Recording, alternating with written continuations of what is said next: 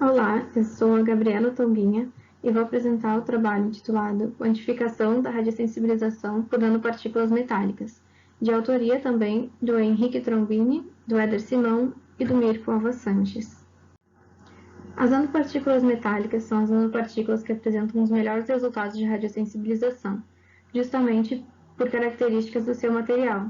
Por eles terem um alto número atômico, como o ouro, material utilizado nesse trabalho, mais energia é depositada localmente.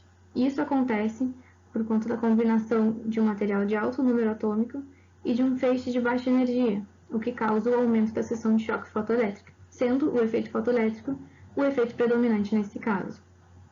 Esse aumento da energia é quantificado através do fator aumento de dose, mas não é só o material que acarreta nesse aumento. Existem outros parâmetros de influência na interação das nanopartículas com o corpo, que são o material, o tamanho e o formato das nanopartículas e a sua concentração e distribuição dentro do corpo, além do tipo e da energia de feixe. Aqui nessa imagem, a gente pode ver que, pela presença de uma nanopartícula, mais elétrons secundários são produzidos e, como consequência, mais dano é causado às células. As nanopartículas metálicas, em geral, são bastante estudadas e as nanopartículas de ouro já são consideradas radiosensibilizadores promissores. Porém, mais estudos são necessários para analisar o seu comportamento conforme diferentes configurações, a fim de encontrar os melhores parâmetros para o aumento de dose local com a inserção das nanopartículas. O trabalho foi desenvolvido através de simulações computacionais com o código Penelope. Nele, nós consideramos uma célula de água de 200 nanômetros de diâmetro, na ausência e na presença de nanopartículas de ouro com dimensões de 20, 40, 60 e 100 nanômetros, e também em concentrações de 0,1, 1 e 10% de ouro. Cada caso foi analisado separadamente, o caso do tamanho e da concentração, para posteriormente fazer as comparações. E todas essas configurações foram feitas com um feixe de raio-x monocromático de 100 keV sendo irradiado. Esses são alguns dos resultados obtidos com o estudo.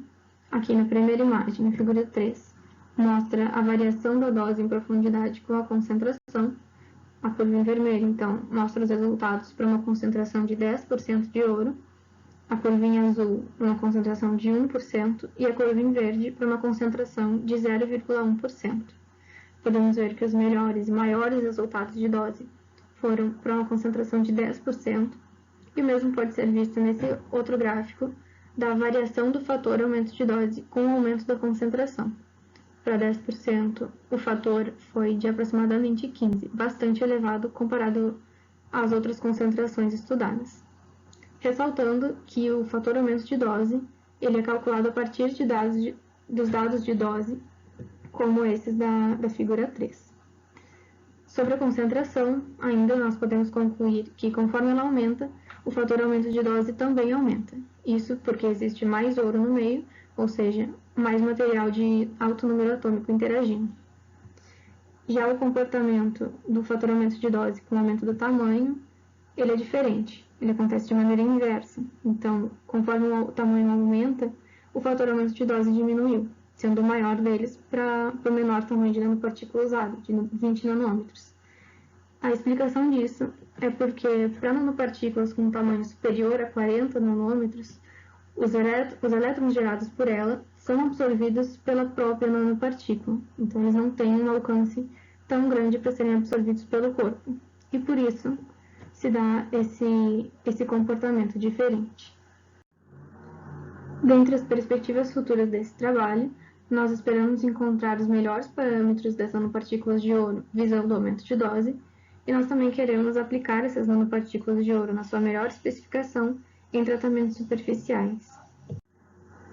Obrigada, e qualquer dúvida, aqui tem o meu contato, e também existe o chat disponibilizado pelo evento.